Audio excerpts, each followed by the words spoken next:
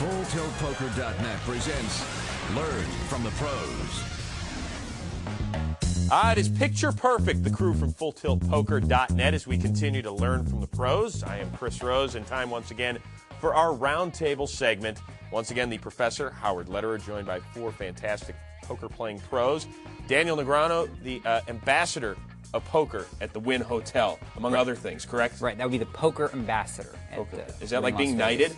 Something like that. I ambass people, whatever that means. When I find out, I'll let you know. Thank you.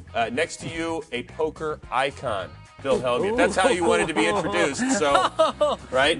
Well, I mean, that's the way Oakley introduces me. Oh, all right. Way to get it all in there, buddy. Phil Gordon, in addition to your hosting duties on Celebrity Poker, the Little Green Book of No Limit Hold'em. Author. Yep. Get away. Get the pen out. Sign one for me. I will do so. And can you hear it? Hello.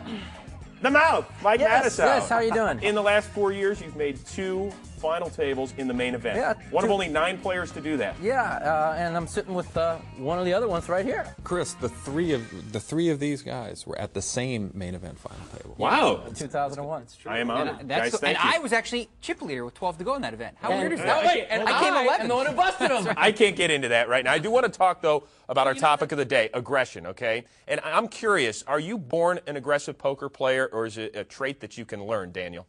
Well, I think in general, you are what you can't really change your spots. And if you're aggressive by nature, you're going to be an aggressive poker player. If your demeanor is more conservative, you're generally going to play more conservative. You know, as important as aggression is in poker nowadays, it is very, very important. But nowadays, there's so many bad players that I've toned my aggression down a little bit, and I think that might be more of the way to go nowadays. So I'm not quite sure. When did you start adjusting?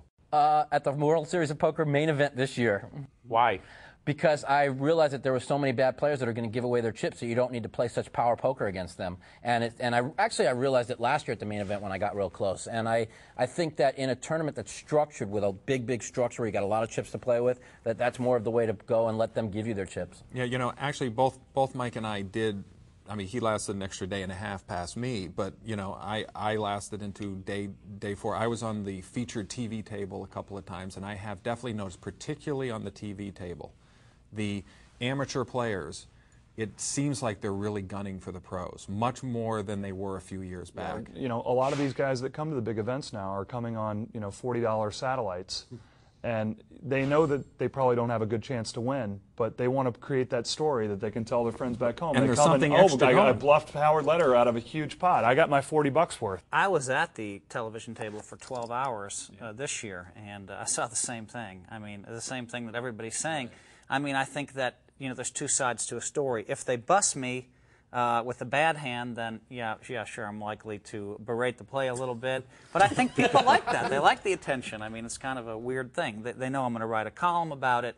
But also, if they can get away with a bluff, and that one bluff makes television, you know, I mean, all of a sudden they're studs to everybody back home. It's like hitting a drive 400 They're looking yards. for validation. You know, they want to know that they can play with the best players in the world and survive and make the great play against the greatest players. Well, and there's a reason they want to bluff you. And they can certainly make it difficult to play. I mean, Absolutely. I had a good run at one point, and I went from about 150,000 to 500,000 really fast because a lot of people were trying to make me fold, and I happened to have some good hands. So it's certainly a double-edged sword, but then on the way down, it can feel like, oh my God, I can't play I think poker. what's happened with so many people watching poker on TV, they're seeing all these moves that some of the pros make, so they're trying to emulate them, but they don't quite have the timing down. They don't know when to make these plays. Right. So you're seeing a lot of wild and goofy plays, and those plays are often the ones that make him blow a gasket and have the chair flying. It's like, what in the world is this guy doing? So if that's the case, what advice do you have for the amateur player, the young poker player? Well, it's almost like when you're watching one of these shows, they should have a little thing at the bottom that says, don't try this at home. You know? Because really, some of these plays Is that for their benefit or your benefit? For theirs. For theirs. Some of these plays are so sophisticated and take a lot of reading ability. You have to know your opponent to make one of these really sophisticated type plays that,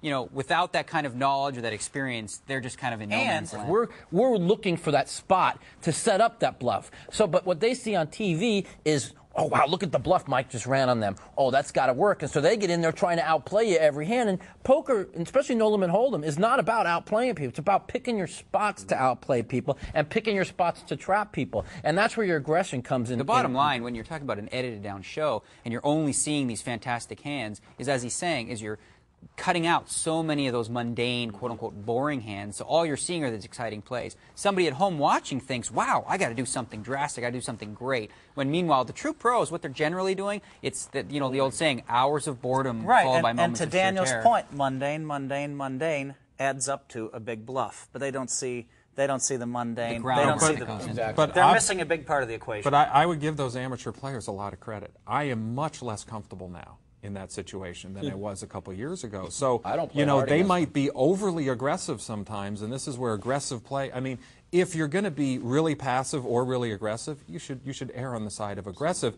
It puts all the professional players back on their heels, shaking their head. This is a real challenge. It might be reckless aggression, but in the long run, it's going to frustrate the better player. The thing is all the pros know play passive versus an aggressive player and look to trap, and play aggressive versus a passive player. Well, now these new amateurs are wild and aggressive, and I've found it to be just patient. But if you don't hold cards, you can't beat them. You'd much rather face, Yeah, you know, that's an a anvil problem. that you can pound rather than getting pounded back by a hammer. You can flat Something call, like and that. that just petrifies them. Right, the anvil being pounded, that's you, and that, I mean, when you're pounding, you're putting the pressure on them to read. When they're putting the pressure on you, every hand you're sitting back in your chair, what do they have? The heat's on you. You don't want to guess. And remember, you're never as far ahead as you think you are in No Limit Hold'em. Well, guys, unfortunately, the heat is on me to get us out of this segment, but I do appreciate the time and the insight. Thank you very much. To learn, chat, and play with the pros, go where they live. FullTiltPoker.com.